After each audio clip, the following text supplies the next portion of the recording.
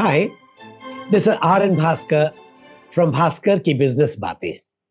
This is a channel that focuses on policy, an occasional story, and an occasional interview. We try to bring you one podcast every week so that you know what's happening in this country and the stories you should remember. Because India learns about its past through stories and learns about its present through policy analyses. And what we try to cover are things that other people don't cover, generally.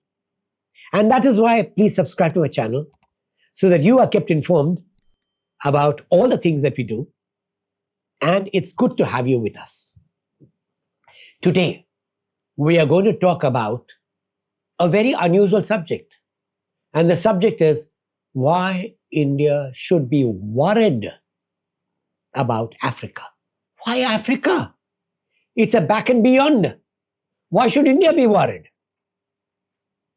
And the answer is that is what most policy thinkers forget, that India's biggest challenge in 10 years' time will be Africa. Why? Several reasons why. First, look at this chart. The map of Africa and the green-yellow areas are the areas that tell you how poor and underdeveloped these areas are.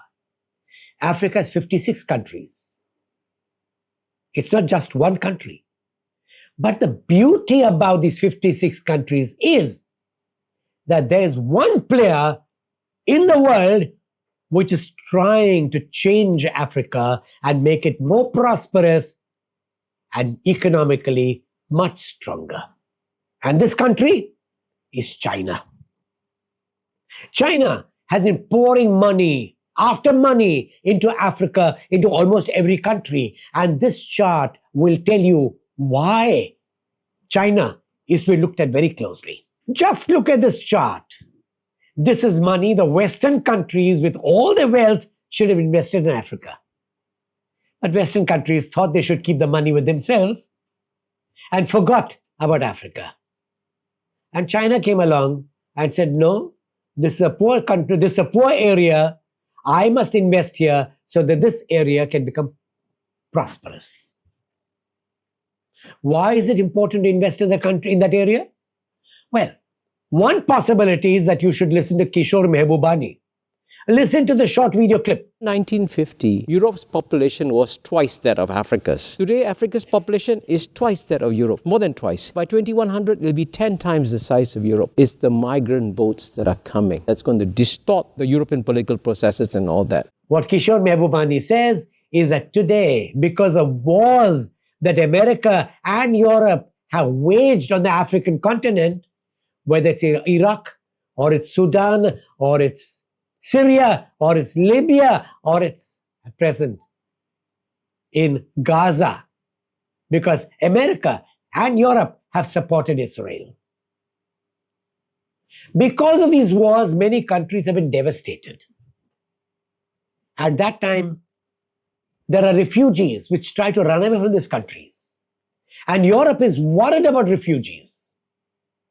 And Kishore Mehbubani, who is one of the biggest thinkers in the eastern part of the world, and today runs the Asian Institute, rightly said that if Europe wants to stop migration, if America wants to stop migration, please invest in these backward areas so that they become prosperous. If they become prosperous, people won't need to migrate. But that's a lesson that Europe didn't learn. America does not even take migrants from these countries which it has devastated. So China has come forward and has started investing in infrastructure, in education, and in promoting business. Look at China's investments. Look at China's investments in education. And look at China's investments in a third area of trade. Look at the way Africa and China trade has zoomed. The beauty is where there's trade, there is money. Where there's money, there's prosperity. And where there's prosperity, the country becomes stronger. You may tell me that Africa is a corrupt area. Yes, it's corrupt. The way America was corrupt 100 years ago, it still is corrupt, but less. Europe was corrupt 200, 300 years ago. There is corruption, but less. India is plagued by corruption even today. When Africa invests, when Africa gets money for trade, there's money that comes in. But some of the money goes down to the lower classes. When China invests in education, the lower classes are empowered to become richer. And when China invests in infrastructure, that infrastructure, this education, and the productive capabilities of both the mines as well as other crafts find easy access to the ocean because of the infrastructure. There is one more reason why Africa is very important. Look at this chart. It'll tell you that Africa's population, the whole of Africa's population, is 1.4 billion people, almost the same as India's 1.4 billion people. There's only one difference. India's population has begun to age. Its demographic dividend is getting over very quickly. Africa's demographic dividend has just begun. With education comes business. With business comes money. And when your population is young, your growth will be stronger. And what China is doing is also one more thing. The infrastructure helps Chinese industries and African industries. But the trade helps China and Africa. And what China is doing is 10 years later, Africa will be a bigger market for China than India will be. If India does not change its policies and become investor-friendly very quickly, the entire advantage of demographics that India says it enjoys today will slip from India and go to Africa. The population chart is just damning. India has to be careful. India has brought in laws which make its businessmen run away. Don't frighten money away. Money must be protected. As the old Indian saying goes, Lakshmi ko thukarate nahi hai.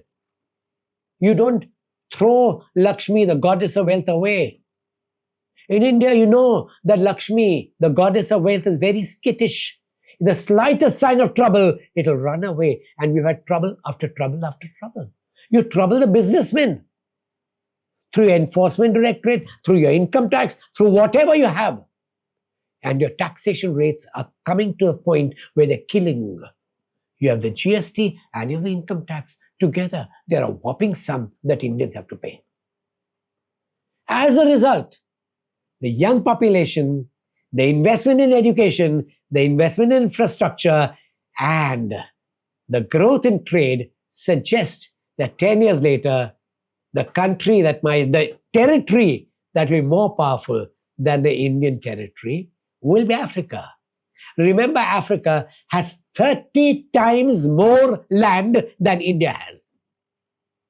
If you have 30 times more land and in the same population, growing faster than India, you know where the danger lies. India needs to become more investor-friendly. India needs to become more business-friendly. Otherwise, it will disadvantage India, not advantage India. Thank you very much for watching this channel. And do subscribe to this channel. I'd like you to know what we'll be talking about each time when this podcast comes up. And thanks for watching. Good luck to all of you.